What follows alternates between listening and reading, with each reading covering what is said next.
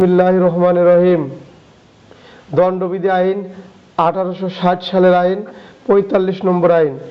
এই আইনের আমরা গুরুত্বপূর্ণ কয়টা অধ্যায় পড়া শেষ করেছিলাম এবং গতকাল বেআইনি সমাবেশ তারও কিছু অংশ শেষ করছি। বেআইনি সমাবেশের পুরো অধ্যায় আমরা শেষ করছি। এটা হলো 8ম অধ্যায় ছিল।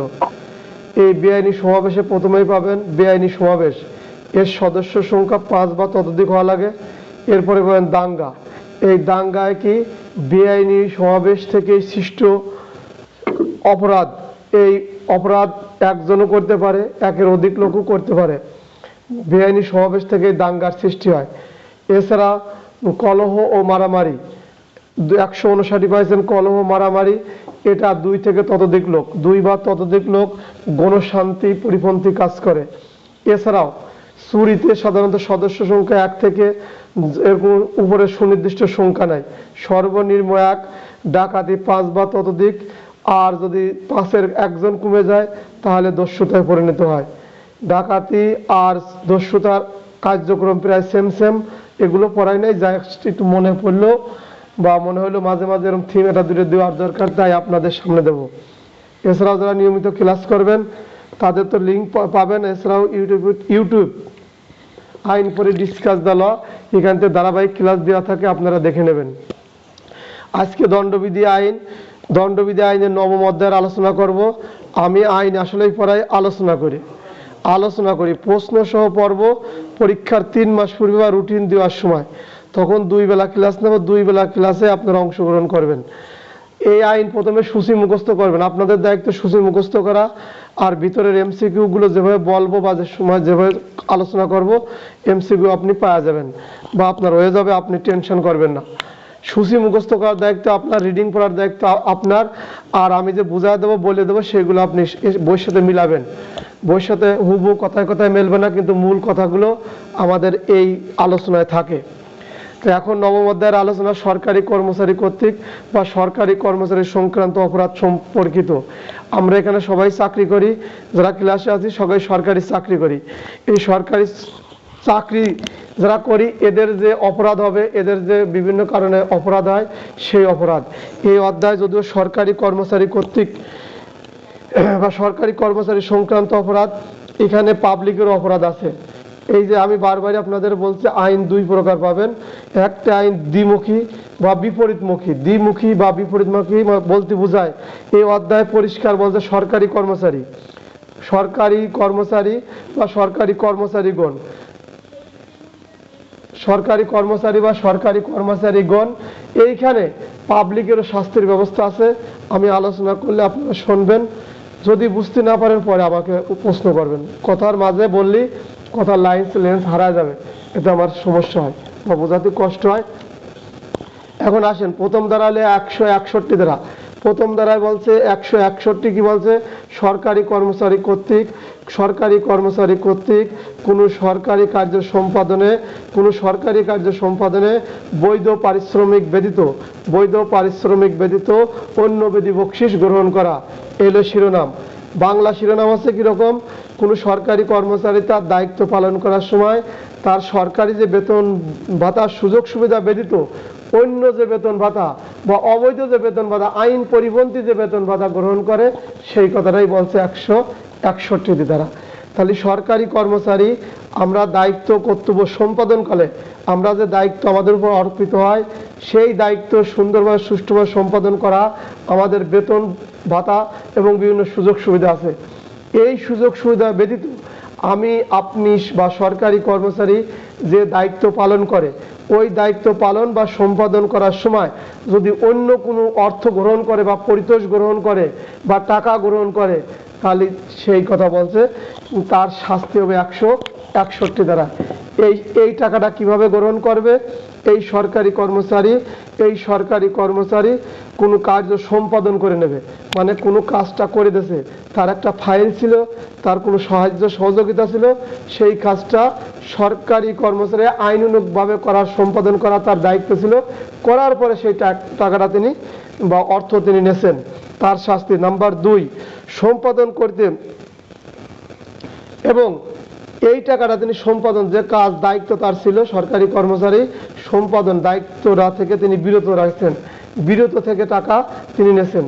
তাহলে সরকারি কর্মচারী যে দায়িত্ব ছিল একবার সম্পাদন করে টাকা নেছে, আরেকটা আছে তিনি সম্পাদন না করেও টাকা বা পরিতোষ বা ঘুষ বা যে কোনো আর্থিক লেনদেন করছে যা তার বেতন ভাতার পরিপন্থী, ওইটা তার বৈধ ছিল না, অবৈধভাবে নেছে। তাহলে সরকারি কর্মচারী কয়ভাবে নেছে? দুইভাবে নেছে। খেয়াল করবেন, একজন সরকারি কর্মচারী একবার কাজটা সম্পাদন করে নেছে, আরেকটা হলো সে কাজ থেকে বিরত রেখে। আর একটু বাংলা করে বলি, সহজ করে বলি, কাজটা সম্পাদন কেমন? আমাদের এখানে আপনারা সবাই দেখতেন ইয়াসিন ভাই অফিসে আছে, ইয়াসিন ভাইকে আমরা বললাম যে ইয়াসিন ভাই তুমি আমার এইটা দাও, এই কাজটা করে দাও, তুমি আমার এই বদলিটা করা দাও, এই সইটা সারিতে করা দাও বা তুমি করে দাও। ও বড় কর্মকর্তা ধরেন, এই ইয়াসিন ভাই আমার কাজটা করে দিল, তো বিনিময়ে আমি টাকা দিলাম, তাহলে কাজটা সম্পাদন করে ইয়াসিন ভাই আমার এই খুলনা রেঞ্জে বদলি করে দিল। তাহলে এই কাজটা কি? সরকারি কর্মচারী ইয়াসিন ভাই আমাকে বদলি করা দিল, কাজটা সম্পাদন করলো অতিরিক্ত কিছু টাকা নিয়ে, এইটা তার বেতনের না। এখন আমি ইয়াসিন ভাইয়ের কাছে দ্বিতীয়বার যা বললাম, বা এখানে আমাদের ক্লাস করতেছে কিরা, জয় নীলফামারী, জয় যা বললো, দেখেন ইয়াসিন ভাই আমার তো উত্তরবঙ্গে বাড়ি, আমি তো উত্তরবঙ্গে যাব না, আপনি আমার বদলি করাবেন না, আপনি আমার বদলিটা স্থগিত রাখেন, এই নেন 10-5 হাজার যাই কিছু তার বকশিস দিল। এই যে কাজ থেকে তাকে বিরত রাখলো, ইয়াসিন ভাই কিন্তু তারে বদলি করার জন্য কাগজ ধরছিল, কিন্তু এই ইয়াসিন ভাইকে কি করলো, জয় তারে টাকা দিয়ে কাজ থেকে বিরত রাখলো। তার এই দায়িত্ব কর্তব্য সম্পাদন, সরকারি কাজে তিনি সম্পাদন করার সময় এই আমার বদলি করালেন টাকার বিনিময়ে, কাজটা সম্পাদন করলেন, আর জয়ের কাজটা তিনি সম্পাদন করলেন না, কাজ থেকে বিরত রাখলেন, তারে বদলি করালেন না, এতটুকু। এই এই এই সরকারি কর্মচারী আইনে যা বেশি পেঁচাবেন না, সহজ করে নেবেন, খুবই সহজ আইন। তাহলে 161 দ্বারা বলছে সরকারি কর্মচারী তার দায়িত্ব পালন করার সময় বৈধ পারিশ্রমিক ব্যতীত অন্য কোনো পারিশ্রমিক গ্রহণ করলে তার শাস্তি। এই বৈধ পারিশ্রমিক একটা কাজ সম্পাদন করে নেয়, বলবে ইয়াসিন ভাই যে আমি কষ্ট করে দিয়ে নিলাম, কাজ কাম করে দিলাম, রিজল ভাই দেন না, এটা আপনার সঠিক হয় নাই, অপরাধ করছেন। এছাড়াও আমরা জয় যে নীলফামারীতে আপনি বদলি করালেন না, টাকা নিয়ে কাজ থেকে আপনি বিরত রাখলেন, ওই কাজটাকে আপনাকে বিরত করে রাখলো, তাহলে আপনি কি করলেন, বকশিস গ্রহণ করলেন, ওই কারণে অপরাধ হলো। তাহলে আমরা দুটো কারণে অপরাধ পেলাম। 161 দণ্ডবিধি আইনের সরকারি কর্মচারী দুইভাবে ঘুষ গ্রহণ করছে বা অপরাধ করছে, এটা হলো কাজ করে দিয়ে করছে, আর একটা কাজ করা থেকে বিরত থেকে এই ঘুষ গ্রহণ করছে। কতটা সুন্দর! বুঝলেন, না বুঝলে আমারে ফোন করবেন, আমি সহজ এবং সাবলীল ভাষা আপনাদের কাছে উপস্থাপন করছি। এছাড়াও এই আইনের যখন রিডিং পড়বেন হুবহু কথা পাবেন, সেগুলো যদি আপনার মাথায় ধরাবেন, বেশি যদি না ধরে সরে চলে আসবেন। এরপরে চলে আসেন 162 দ্বারায় কি বলছে। 162 দ্বারা আমি সহজ করে বলি, অসাধু বা অবৈধ উপায়ে সরকারি কর্মচারী কর্তৃক প্রভাবিত করিবার উদ্দেশ্যে বকশিস গ্রহণ। তাহলে কি বলছে, অসাধু বা অবৈধ উপায়ে। খেয়াল করবেন 162 বলছে অসাধু বা অবৈধ উপায়ে সরকারি কর্মচারীকে প্রভাবিত করার উদ্দেশ্যে বকশিস গ্রহণ। এখানে বাংলা পড়া হচ্ছে কেমন, এখানে বাংলা হচ্ছে লোকে দালাল, এই দালালি করে না, সরকারি অফিসে দেখুন অনেক দালাল থাকে, এই দালালের মাধ্যমে কাজ। এই দালাল আবার দূরের দালাল, যে অফিসে এই দুর্নীতি করবে বা এই অসৎ কাজটা করবে, বকশিস দেবে, এই কাজটা এই দালালে করে, বাংলা কয় দালাল, এ হলো কি দূরের দালাল, এ কাছের না। এরকম কি অসাধুভাবে সরকারি যে কর্মচারী আছে, কর্মকর্তা আছে, তার দিয়ে একজন কাজ করা দেবে, তার দিয়ে কাজ করাবে এই অফিসের কেউ বা তার পরিচিত কোনো ব্যক্তি, অফিসের কেউ অথবা পরিচিত কোনো ব্যক্তি দিয়ে এই কাজটা করা দেবে অসাধু বা অবৈধ উপায়ে, বকশিস দেবে। এই ব্যক্তি কিন্তু সরকারি কর্মচারী না, মনে রাখবেন। আমরা এখন সরকারি কর্মচারী আইনের হিসেব করতেছি, কিন্তু 162 যে দালাল বা দূরের লোক, এটাই হচ্ছে সরকারি কর্মচারী না। এই ব্যক্তি যদি অবৈধভাবে কোনো বকশিস গ্রহণ করা বা প্রভাব খাটা কাজটা করায় বা বকশিস দেয়, তাহলে তার শাস্তি। তার শাস্তি কার? এই যে কাজটা করলো ইনার শাস্তি, এই দালালের। এরপরে আসেন 163 বলি, সহজ করে বলি। 163 কি বলছে, 163 বলছে বাড়ির লোক, আত্মীয় স্বজন বা দালাল, এও দালাল, এ দালালটা হচ্ছে আত্মীয় স্বজনের দালাল, নিকটের লোক। তাহলে 163তে বলছে নিকটের লোক বা দালাল। এই দালালরা হচ্ছে লোকে নিজের আত্মীয় স্বজন, পাড়া প্রতিবেশী, রক্তের কেউ নিকট আত্মীয়, যদি তার আত্মীয় স্বজন সরকারি চাকরি করে, বড় কর্মকর্তা বা ছোট হোক, সেই কর্মকর্তা যদি অবৈধভাবে বকশিশ দেয়, কাজটা হাসিল করে, তাহলে তার শাস্তি। তাহলে আপনারা 162তে পারবেন দূরের লোক বা দালাল মনে করবেন, এটা দালাল বা দূরের দালাল বা দূরের লোক, এইভাবে পড়বেন। শিরোনাম যেভাবে আপনি মুখস্থ করেন, এইটা হচ্ছে এক ধরনের দালাল বা দূরের লোক, বা এটা নিকটস্থ না 162। আর 163 আছে নিকটের লোক, নিকট আত্মীয় বা কাছের দালাল। ঠিক আছে, এরাও দালাল। এই এই এই দুটো লোক যদি সরকারি কর্মচারীর উপর 162 বলছে অসাধু বা অবৈধ উপায়ে কোনো বকশিশ গ্রহণ করে কাজটা হাসিল করায়, তার শাস্তি। আর 163টি বলছে সরকারি কর্মচারীর প্রতি ব্যক্তিগত প্রভাব মানে তার নিজের বা আত্মীয় এরকম লোক এই ব্যক্তিগত প্রভাব বিস্তার করে। কাছের দালাল তার বউ, স্ত্রী, স্বামী, সন্তান, এই লোকগুলো হয় তার কি করছে, ব্যক্তিগত প্রভাব বিস্তার করে তার এই কাজটা হাসিল করে নিয়ে যায়, তাদের শাস্তি।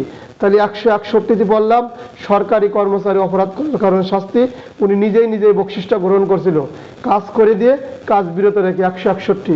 162 দিকে বলছে দূরের লোক বা দালাল ওই বা অফিসের বাহিরের লোক এই কাজটা করেছে, মানে ঘুষ গ্রহণ বা বকশিস এটা কিভাবে করছে, অসাধুভাবে বা অবৈধ উপায়ে করছে, বকশিস গ্রহণ করছে, প্রভাব বিস্তার করে 62তে করছে, এটা পাবলিকের শাস্তি হয়। 163 কি বলছে নিকট আত্মীয় বা ব্যক্তিগত প্রভাব খাটিয়ে কাছের দালাল, ঘরের দালাল, স্ত্রী, সন্তান, স্বামী, বউ, এই জাতীয় জিনিস মনে রাখবেন, তাহলে সহজ হবে।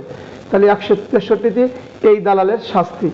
এরপরে আসেন 164 কি বলছে সরকারি কর্মচারী কর্তৃক 162 এবং 163 দ্বারা বর্ণিত অপরাধের সহায়তা করার শাস্তি।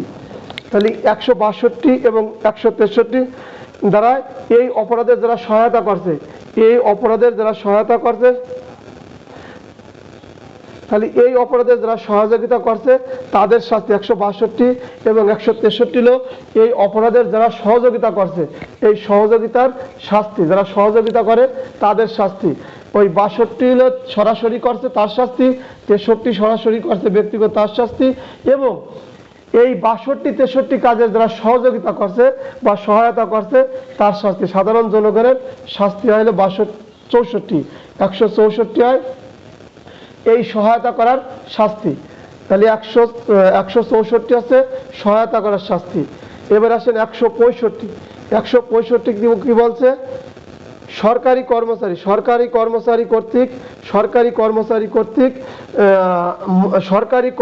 কর্তৃক মোকদ্দমা পরিচালনা করা বা ব্যবসায় সংশ্লিষ্ট ব্যক্তির নিকট থেকে বিনামূল্যে বস্তু গ্রহণ করা। এখানে কি বলছে সহজ করে বলি, সরকারি যে কর্মচারী আছে বা কর্মকর্তা আছে, এই কর্মকর্তা কোনো ব্যবসায়ীর নিকট থেকে কোনো বস্তু বা দ্রব্য অধিক মূল্যের বস্তু কম মূল্যে নেছে। একটা ঘর ভাড়া অনেক টাকা দাম, অল্প টাকা, বাজারে দাম 10 লাখ টাকা ঘর ভাড়া, এই ব্যক্তিরা সরকারি কর্মচারী কি করছে অল্প টাকায় নেছে। আর যে ব্যক্তিরা এই ঘর ভাড়াটা দিয়েছে তারও একটা উদ্দেশ্য আছে, তার লাভের স্বার্থে এইখানে বোঝার আছে। এই আইনটা একটু জটিল কঠিন সুন্দর করে বুঝে নেন, এখান থেকেই প্রশ্ন আসবে। আর বাকি যে উপরে গ্যাস করলাম 161, 165 এইসব জায়গাতে প্রশ্ন আসে। তাহলে 61 কি বলছে সরকারি কর্মচারী মোকদ্দমা মানে মামলা, আদালতের বিষয়, বিচারকদের বিষয়, জজ ম্যাজিস্ট্রেট এদের বিষয় বলছে। মোকদ্দমা পরিচালনা করার ক্ষেত্রে অথবা ব্যবসায়ী যারা ব্যবসা বাণিজ্য করেন এদের নিকট হইতে একটা মূল্যবান দ্রব্য যদি বিনামূল্যে বা অল্প মূল্যে গ্রহণ করে তার শাস্তি। কিভাবে এই লেনদেন হয় আমি তার বাংলা করে ব্যাখ্যা করে, আপনারা উদাহরণ আছে পড়বেন। ধরেন আছে ইয়াসিন ভাই হচ্ছে আমাদের সামনে ভিডিও মুড অন আছে তাই আপনার নাম বলছি। ইয়াসিন ভাই একটা কোর্টের হচ্ছে কি বিচারক হলো আমাদের ইয়াসিন ভাই। ওই কোর্টে আমি ব্যবসা করি, আমি পাট ব্যবসা করি বা ধান ব্যবসা করি, যাই কিছু করি, কিন্তু ইয়াসিন ভাইয়ের কোর্টে আমার কি আছে মামলা আছে। কি করছে, ইয়াসিন ভাইয়ের কোর্টে আমার মামলা পরিচালনা করা থাকার কারণে এই ইয়াসিন ভাই, আমি যে পাটের ব্যবসা করি, আমার এই পাটের গুদামে ইয়াসিন ভাইয়ের বাইরে আমি ম্যানেজার পদে চাকরি দিলাম। কারণ যেন ইয়াসিন ভাইয়ের ভাই বেকার ছিল, দেখলো কি বড় দামে একটা চাকরি দিলাম।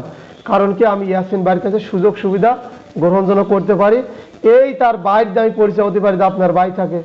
অথবা এই ইয়াসিন ভাই যেটা জজ ম্যাজিস্ট্রেট বড় বিচারক আদালতের, আমি তারে কি করলাম, আমার বাসায় কম দামে, আমার একটা বাড়ি আছে 5 তলা বা 3 তলা, এই 3 তলা বাড়ির ভাড়া হচ্ছে 5,000 বা 10,000 টাকা, ধরেন 10,000 টাকা রানিং ভাড়া।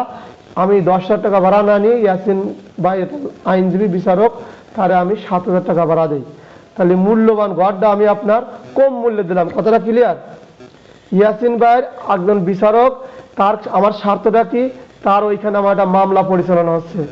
এই মামলা পরিচালনা হওয়ার কারণে আমি স্বার্থ নেব বলেই আমি আমার ঘর ভাড়া কম দামে দিছি।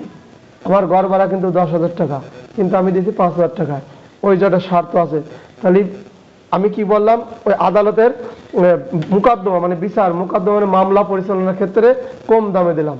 এছাড়া আর সহজ করে বলি, ধরেন আমরা চাকরি করি থানা ফাঁড়ি একটা দাপট আছে না, এই থানা ফাঁড়ি আমি আপনি চাকরি করি, পাশে একজন কসাইদার আছে, গরুর গোস্ত বেচে, তার কাছে গেলাম।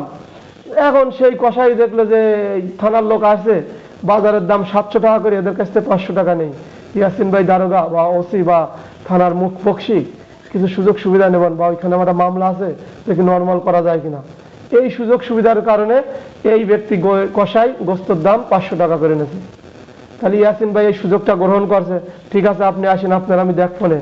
তা আপনি সুযোগ দিয়েছেন, আপনি সাব ইন্সপেক্টর ইয়াসিন ভাই, আর আমি কসাই, আমি গরুর গোস্ত আপনার 500 টাকায় দিলাম। এই যে আপনি ব্যবসায়ী, আমি আপনাকে দামি জিনিস অল্প দামে প্রত্যাপন করলাম, আমি অল্প দামে দিলাম, আপনি প্রভাব বিস্তার করে আপনার কাছে মকদ্দমা আছে বা মামলা আছে, আমার মামলাটা ছিল, এই কারণে এই সুযোগটা নেওয়ার কারণেই আমি আপনার কাছে গোস্তের দাম 200 টাকা কম নিয়েছি। তাহলে এটাও দুইটা 165 বলছে সরকারি কর্মচারী কর্তৃক মোকদ্দমা পরিচালনা কালে ব্যবসায়ীর নিকট থেকে মূল্যবান দ্রব্য যদি অল্প মূল্যে গ্রহণ করা হয়, তার শাস্তিটা কিরকম আপনারা আবারও ভালো করে বলি। এই প্রশ্নটা এভাবে আসবে যে থানার ধরেন একজন দারোগা, আর থানার একজন নামক একজন দারোগা পাশে ফল বিক্রেতার নিকট থেকে ফল কিনতে যায়, কিন্তু ফলের দাম 500 টাকা কেজি হলেও ফল বিক্রেতা তার নিকট 300 টাকা কেজি দরে বিক্রি করে। আইনের আলোতে ব্যাখ্যা করেন কার কি অপরাধ, এবং দারোগা জানেও যে 300 টাকার ফল না, তাও কিনে নিয়ে চলে আসলো, কারণ ওই দারোগার কাছে এই ফল বিক্রেতার মামলা ছিল থাকার কারণে তিনি এই মূল্যবান আপেল বা মূল্যবান ফল 500 টাকার ফল কম দামে গ্রহণ করলেন।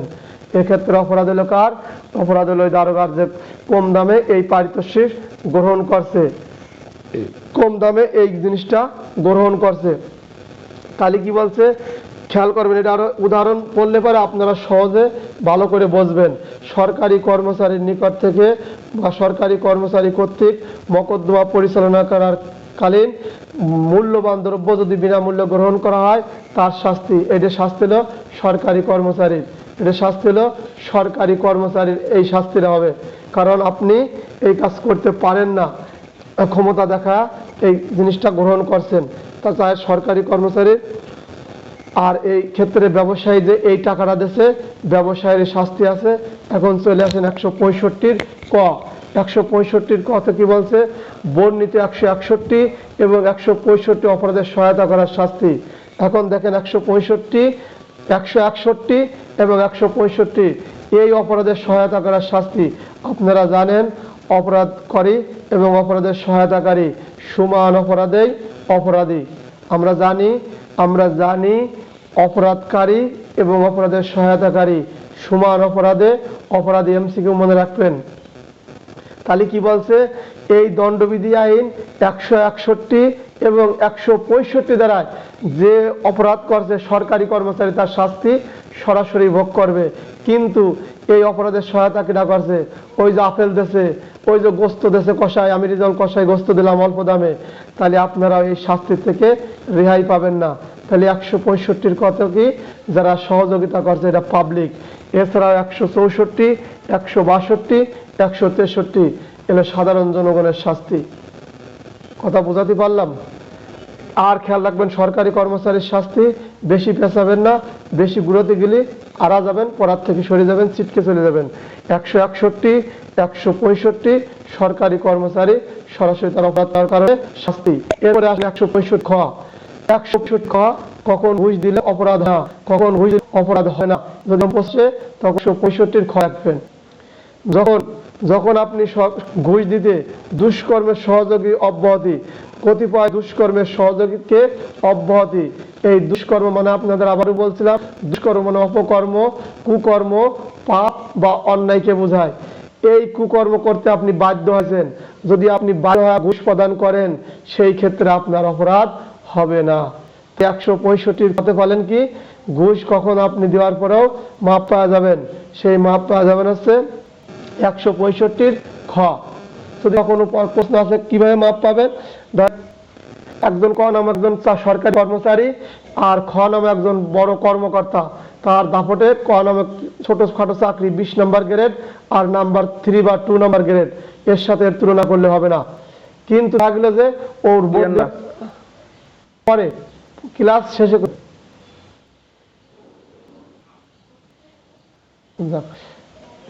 কি হইল, এখন হচ্ছে 165 হচ্ছে কতিপয় দুষ্কর্মকে অব্যাহতি। কিরকম, ধরেন আমার ডাকাতে কর্মরত আছে সেই কর্মচারী, সরকারি কর্মচারী, ওকে বদলি করে দেবে হচ্ছে কোথাও বউ বাচ্চা নিয়ে ঢাকায় আছে, বললে তোর রাঙ্গামাটি খাগড়াছড়ি পাঠাবো, তখন ও যদি 20,000 টাকা না দিস তো রাঙ্গামাটি খাগড়াছড়ি বদলি করে দেবো, তখন ও ঘুষ দিতে বাধ্য, কারণ বউ বাচ্চা নিয়ে থাকা লাগবে, মা বাবার চিকিৎসা করা লাগবে, অল্প বেতনের চাকরি, সবাই একসাথে থাকিব, এই ক্ষেত্রে বাধ্য হয়ে ঘুষ প্রদান করলো। এই ব্যক্তির অব্যাহতি, এই বাধ্য হয়ে যদি কেউ ঘুষ প্রদান করে তাহলে তিনি এই 165 খতে অব্যাহতি পাবেন। এরপরে চলে আসেন 166 ধারা।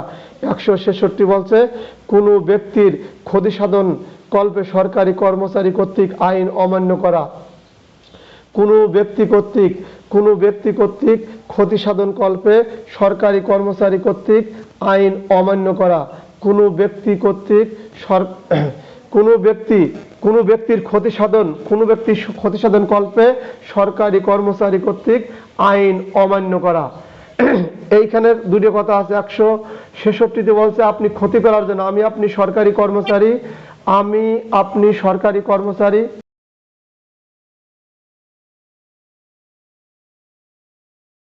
এরপর 167 কি বলছে, ক্ষতি সাধন কল্পে সরকারি কর্মচারী কর্তৃক সরকারি কর্মচারী কর্তৃক কোনো অশুদ্ধ দলিল প্রণয়ন করা। ক্ষতি সাধন কল্পে সরকারি কর্মচারী কর্তৃক কোনো অশুদ্ধ দলিল প্রণয়ন করা। আপনি যখন ক্ষতি করার জন্য কোনো অশুদ্ধ দলিল প্রণয়ন করলেন তখন আপনার শাস্তি হলো 167 দ্বারা।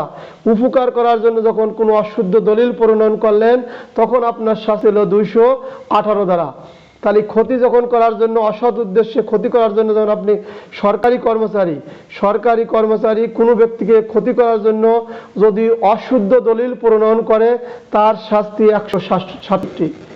আর আপনি সরকারি কর্মচারী যদি কোনো ব্যক্তিকে উপকার করার জন্য অশুদ্ধ দলিল প্রণয়ন করেন তার শাস্তি হলো কত, 218 দ্বারা।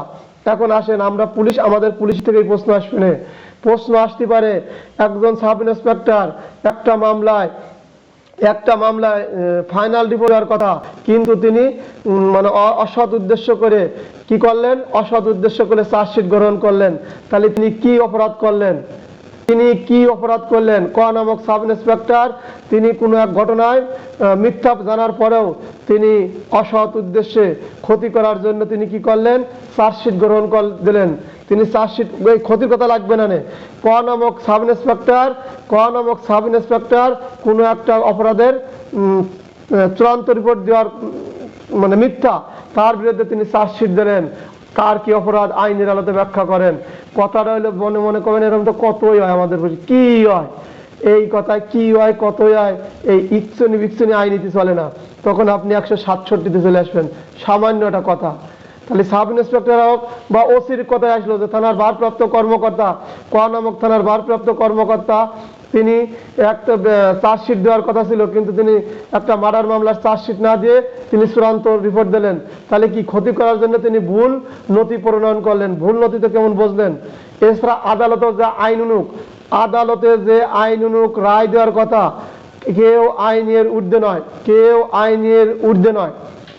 আদালত আইনানুগভাবে রায় দেওয়ার কথা ছিল, কিন্তু সে রায় যদি আইনানুগভাবে না দেয়, ক্ষতি করার জন্য দেয়, তার শাস্তি হবে 167 দ্বারা, কারণ তিনি সরকারি কর্মচারী, তিনি সরকারি কর্মচারী। এই ক্ষেত্রে যদি ক্ষতি করার উদ্দেশ্য দেয়, ভুল নথি প্রণয়ন করে সরকারি কর্মচারী, তাদের শাস্তি হলো 167। আর যদি উপকার করার জন্য করে, উপকার করার জন্য করে, ভুল নথি প্রণয়ন করে, তার শাস্তি হলো 218, তার শাস্তি 218। যেদিন 217 আর 18 পড়াবো সেদিন এই একই কথা বলবো। তাহলে 4 দিয়ে অধিক হলাম আশ্রয় দানে 5টা, আর এই ক্ষতি করা আর ভুল নথি প্রণয়ন করা, মোট 9টা আইনি। আপনি যখন পরবার করি তখন আছে খোঁজা যাবে আইন সমস্যা মনোযোগ সংখ্যা থাকে, আপনার আইন উন্নতি খুব সহজ হবে। 67 পরে 168 সরকার বেআইনিভাবে ব্যবসায় সরকারি বেআইনিভাবে নিয়োজিত হলে তার শাস্তি সময় বলতে থাকে, যাক আল্লাহ ভরসা, আস্তাগফিরুল্লাহ আস্তাগফিরুল্লাহ। নেটের চরম সমস্যা দিচ্ছে, বুঝলাম না। 168 কি বলছে? সরকারি কর্মচারী বেআইনিভাবে ব্যবসায় নিয়োজিত হওয়ার শাস্তি। সরকারি কর্মচারী বেআইনিভাবে ব্যবসায় যদি নিয়োজিত হয় তার শাস্তি। এছাড়াও এই 168 ধারার আগে এই কাজটা যদি আমরা পুলিশ করি, আমাদের পুলিশ আইনের 10 ধারা, 1861 সালের 5 নম্বর পুলিশ আইনের 10 ধারা, ইন্সপেক্টর জেনারেলের অনুমতি ছাড়া কোনো ব্যবসা বাণিজ্য বা অন্য কোনো চাকরি বা ব্যবসা করা যাবে না। এছাড়াও 1943 সালের পুলিশ প্রবিধানের 110, পুলিশ প্রবিধানের 110 বিধিতে বলা আছে কি, পুলিশের কোনো সদস্য বা কর্মচারী, পুলিশ কোনো সদস্য কোনো ব্যবসা বাণিজ্যে লিপ্ত হতে পারবে না, কোনো ব্যবসা বাণিজ্যতে লিপ্ত হতে পারবে না। ওইখানে আমার আপনার নিষেধ করে দিয়েছে। এই নিষেধ ভায়োলেট করার পরে যদি আমরা কোনো ব্যবসা বাণিজ্য করি, তাহলে দণ্ডবিধি আইনের 168 ধারা, 168 ধারা আমার আপনার শাস্তি হবে। এছাড়াও পিআরবির বিধি এবং পুলিশ আইনের 729 ধারায় শাস্তি হবে।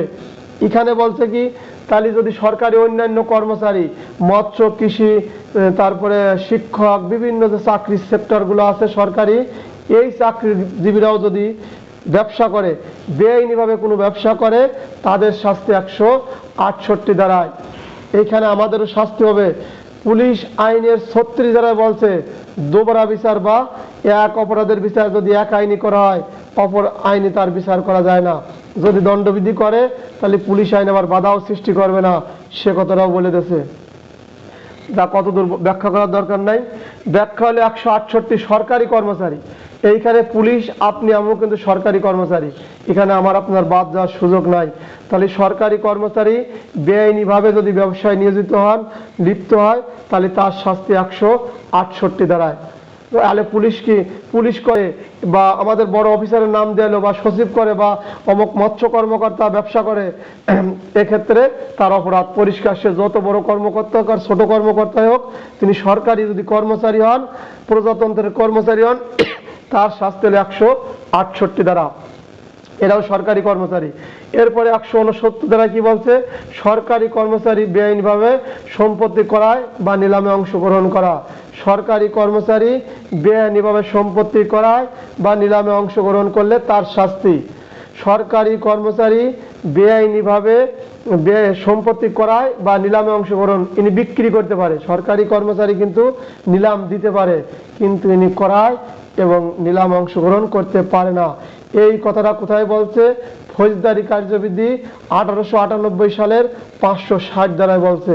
560 ধারায় বলছে, কোনো সরকারি কর্মচারী তার দায়িত্ব পালনকালীন সময় কোনো সরকারি কর্মচারী তার দায়িত্ব পালনকালের সময় তিনি উক্ত নিলামে অংশগ্রহণ করতে পারবেন না এবং উক্ত সম্পদে যিনি তা বিক্রি করেন তা ক্রয় করতে পারবেন না এবং নিলামে অংশগ্রহণ করতে পারবেন না। তাহলে ফৌজদারি কার্যবিধি সিআরপিসির 565 দ্বারায় নিষেধ করে দিয়েছে সরকারি কর্মকর্তার যে আপনি যে সম্পত্তি বিক্রি করবেন তা ক্রয় করা এবং নিলামে অংশগ্রহণ করতে পারবেন না। যদি করে ফেলেন সমস্যা নাই, আপনার জন্য শাস্তির রেডি আছে 169 দ্বারা। তাহলে সরকারি কর্মচারী যদি কোনো নিলাম বা সম্পত্তি ক্রয়ে অংশগ্রহণ করতে পারবে না, করে যদি তাহলে তার শাস্তি 169 দ্বারা। তাহলে সরকারি কর্মচারী যদি ব্যবসা করে, সরকারি কর্মচারী যদি বেআইনিভাবে ব্যবসা করে তার শাস্তি হলো 168 দ্বারায়। সরকারি কর্মচারী যদি বেআইনিভাবে নিলামে অংশগ্রহণ করে বা সম্পত্তি ক্রয় করে তার শাস্তি 169 দ্বারা। এখন আপনাদের কাছে আমার প্রশ্ন আসছে, সরকারি কর্মচারী বেআইনিভাবে ব্যবসায় নিয়োজিত হওয়ার শাস্তি, কিন্তু পুলিশের নাম দিয়ে আসলে পারে তখন যদি কোনো পুলিশ সদস্য বেআইনিভাবে ব্যবসা করে তাহলে তার কি শাস্তি, কোন আইনে দেওয়া যাবে? এখন আপনি লিখবেন পুলিশ আইন 1861 সালের 10 ধারা এবং পুলিশ প্রবিধান 1943 সালের 110 বিধি বা নিয়মে আমাদের কোনো প্রকার ব্যবসা ইন্সপেক্টর জেনারেলের অনুমতি ছাড়া কোনো ব্যবসা বা অন্য কোনো চাকরিতে যোগদান করা নিষেধ করা হয়েছে। অতএব এই নিষেধ ভায়োলেট করে ক নামক ব্যক্তি, ক নামক পুলিশ সদস্য বা ক নামক পুলিশ অফিসার উক্ত ব্যবসায় নিয়োজিত হয় তাকে দণ্ডবিধি আইন 1860 সালের 168 ধারা মোতাবেক তার বিরুদ্ধে শাস্তি প্রদান করা যাবে। এছাড়াও পুলিশ আইনের 729, এছাড়া পিআরবি 857, 880, 800 কত ভুলে গেছি, 857, 884 বলেছে। দেখছেন, রিভিশন না করলে ভুল হয়, আমারও ভুল হবে, আপনারও ভুল হবে। আইনের ঊর্ধ্বে কেউ না, জ্ঞান সবারই সমান, কেউ খাটায় কেউ খাটায় না। এই যে রিভিশন করে নেই ভুল হতেই পারে বা মিসিং হয়। এরপর আছেন 170 সরকারি কর্মচারীর ছন্দবেশ ধারণ। সরকারি কর্মচারীর ছন্দবেশ ধারণ খুব খেয়াল করবেন, এই প্রশ্নগুলি এখান থেকে আসে, এত সময় যাই পড়ছেন এসব অধ্যায় কিন্তু গুরুত্বপূর্ণ। সরকারি কর্মচারীর ছন্দবেশ ধারণ, একজন সাধারণ জনগণ যদি তিনি সেই পদে চাকরি করে না, সেই পদে কর্মরত না থেকে তিনি তার পরিচয় দেয় যে আমি এই স্কুলের হেডমাস্টার, আমি শিক্ষা সচিব, আমি হলেন ভূমি মন্ত্রণালয়ের অমুক অফিসার বা অমুক পিয়ন, এইরকম যদি ছন্দবেশ ধারণ করে তিনি আসলে সরকারি কর্মচারী না, সরকারি চাকরিও করেন না, ছন্দবেশ ধারণ করছে। এই ছন্দবেশ ধারণ করার কারণ কি? এর উদ্দেশ্য ছিল অসাধু বা অন্যায় করার। এইরকম যদি কাজ করে কেউ তাহলে তার শাস্তি হলো 170 দ্বারা। তার শাস্তি হলো 170 দ্বারা। সরকারি কর্মচারীর ছন্দবেশ ধারণ করছে, পরিচয় দিয়েছে।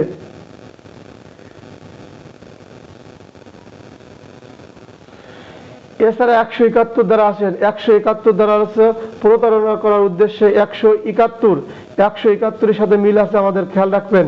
171 হচ্ছে প্রতারণা করার উদ্দেশ্যে সরকারি কর্মচারী কর্তৃক ব্যবহৃত পোশাক বা প্রতীক ধারণ করা। এইরকম আইন আরেকটা পড়ছিলাম 140, সেটা ছিল সেনা, নৌ এবং বিমান বাহিনী। খেয়াল করবেন, সেনা এবং বিমান বাহিনীর পোশাক এবং প্রতীক যদি কেউ ধারণ করে তার শাস্তি হলো 140। এছাড়া যদি সরকারি কর্মচারীর পোশাক, প্রতীক বা ব্যাজ ধারণ করে তার শাস্তি হলো 171। সেনাবাহিনীর কথা যদি আসে, সামরিক বাহিনীর কোনো প্রসঙ্গ আসে, ও সরকারি চাকরি যতই হোক ওর জন্য স্পেশাল একটা ধারা আছে 140। এছাড়া যদি কেউ কোনো ব্যক্তি পুলিশের পোশাক পরে, পুলিশের সাব ইন্সপেক্টরের পোশাক পরে, আনসারের পোশাক পরে, তারপরে কোস্টগার্ড এই ফায়ার সার্ভিসের পোশাক পরে, এরপরে বিচারকের পোশাক পরে, প্রধান বিচারপতির পোশাক পরে, তারপরে আছে এই কোর্টে দেখবেন যে বিচারকের পিছনে এক ধরনের পোশাক পরে থাকে, ওনাদের নাম জানি আমি, ওরা একটা পোশাক আছে, ওই পোশাক পরে যদি তিনি পরিচয় দেয় এবং প্রতারণা করার উদ্দেশ্যে তিনি ওই পোশাক পরেন, পোশাক যদি পরে তাহলে কোনো অপরাধ নয়, পোশাক যদি প্রতারণার উদ্দেশ্যে পরে তাহলে অপরাধ। খেয়াল করেন এমসিকিউ, যদি স্বাভাবিকভাবে একজন পোশাক পরে আসলে ক নামক ব্যক্তি পুলিশের পোশাক পরছে, কি হবে? কোনো অপরাধ হয় না, সে তো স্বাভাবিকভাবে পড়ছে। আর যদি এই পোশাকটা প্রতারণা করার উদ্দেশ্যে পড়ে তাহলে অপরাধ হবে 170। 170 অনেকেই পুলিশ দিয়ে পড়ে, এই 170 হলে অনেকেই পুলিশ দিয়ে পড়ে, মানে পোশাক, এইখানে লেখা আছে পোশাক পরিধান করে। তাহলে আলাদা পোশাক আছে আমাদের, পুলিশের আছে, আনসার আছে, বিডিআর আছে, তারপরে রেলরক্ষী আছে, এরকম আরও অনেক আছে, সামরিক বাহিনী ব্যতীত।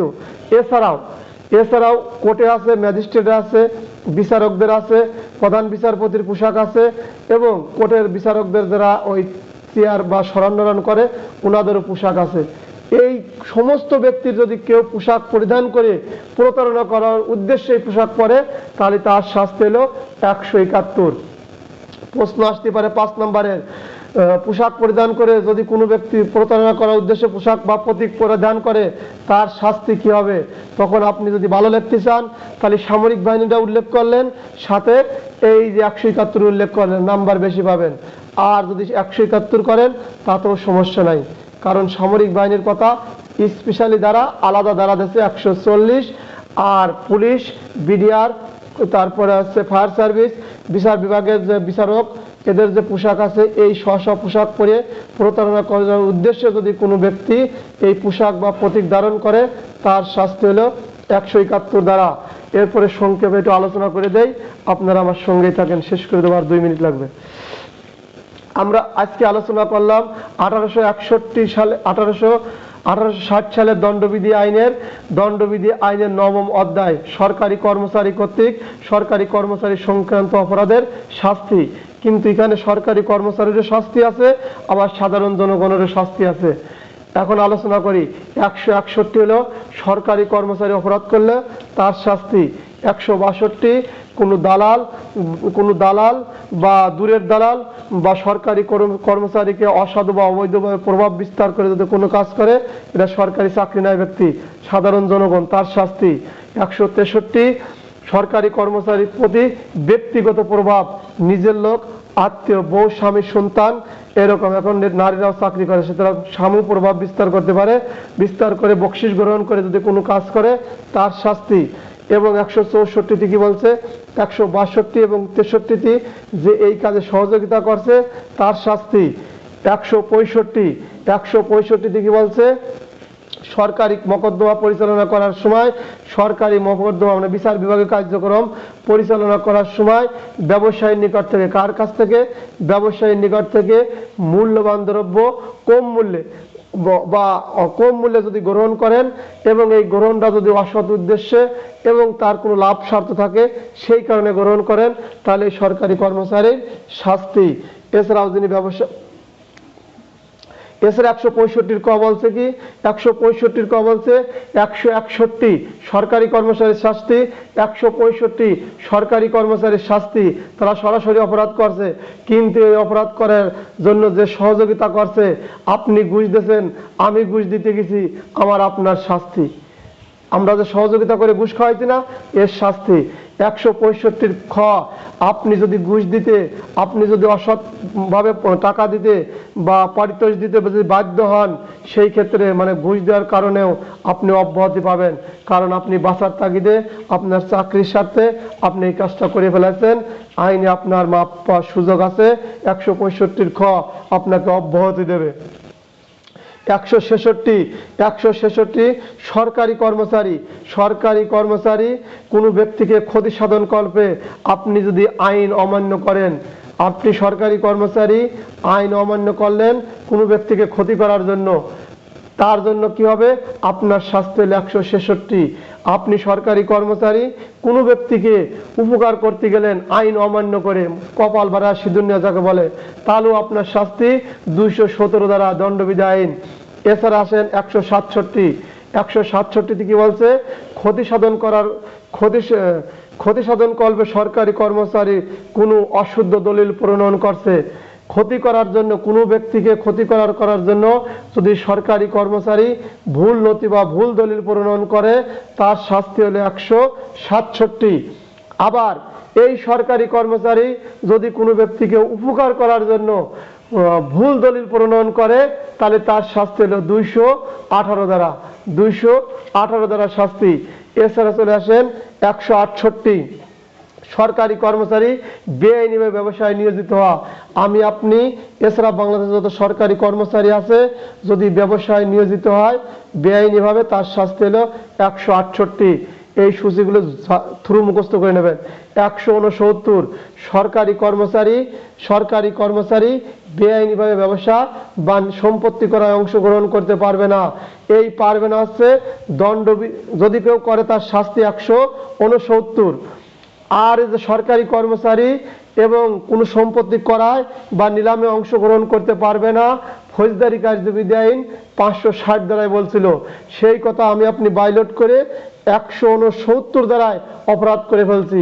সম্পত্তি ক্রয় করছি বা নিলামে অংশগ্রহণ করছি, তখন আমার আপনার বাঁচার আর সুযোগ নাই, 169 ধারায় শাস্তি ভোগ করতে হবে। 170 কোনো ব্যক্তি সরকারি চাকরি করে না, তিনি সরকারি চাকরি করে বলে মানুষের কাছে পরিচয় দেয়, ছদ্মবেশ ধারণ করে, আমি বিচারক, আমি পুলিশের অমুক, আমি বিডিআরের অমুক, আমি হচ্ছে বিচারক, আমি অমুক বিচারক, আমি মৎস্য কর্মকর্তা, এরকম ছদ্মবেশ ধারণ করছে। সরকারি কর্মচারীর ছদ্মবেশ ধারণ করছে, তার শাস্তি মনে রাখবেন, ছদ্মবেশ ধারণ করা 170 ধারায় তার শাস্তি। এই ব্যক্তি কিন্তু মুখে বলে, খুব খেয়াল করবেন, এই ব্যক্তি মুখে বলে যে মানুষের কাছে পরিচয় দেয়, সিভিলি যা এমনি যা পরিচয় দেয়, বা লুঙ্গি পরা এমনি শার্ট পরাতে পরিচয় দেয় যে আমি অমুক দারোগা, বলতে পারে সিভিলি বলার সময় নাই, আমি অমুক মৎস্য কর্মকর্তা, আমি অমুক বিচারক, বলতেই পারে সিভিলি বললি, তখন 170 দেবেন। আর পোশাক পরিধান করে, প্রতীক ধারণ করে, পোশাক পরিধান করে, প্রতীক ধারণ করে প্রতারণা করার উদ্দেশ্যে যদি কখনো বলে বসে, তাহলে সে যে পোশাক পরছে, সে যে প্রতীক পরছে, সেই প্রতীক প্রতারণা করার উদ্দেশ্যে ওটা সরকারি তালিকা প্রতারণা করার উদ্দেশ্যে সরকারি কর্মচারী কর্তৃক ব্যবহৃত পোশাক পরিধান করছে। সরকারি কর্মচারী যে পোশাক পরে, যে প্রতীক ধারণ করে, সেই পাবলিক যদি ওই প্রতীক বা পোশাক পরে, তার শাস্তি হলে 171 ধারা। আসসালামু আলাইকুম।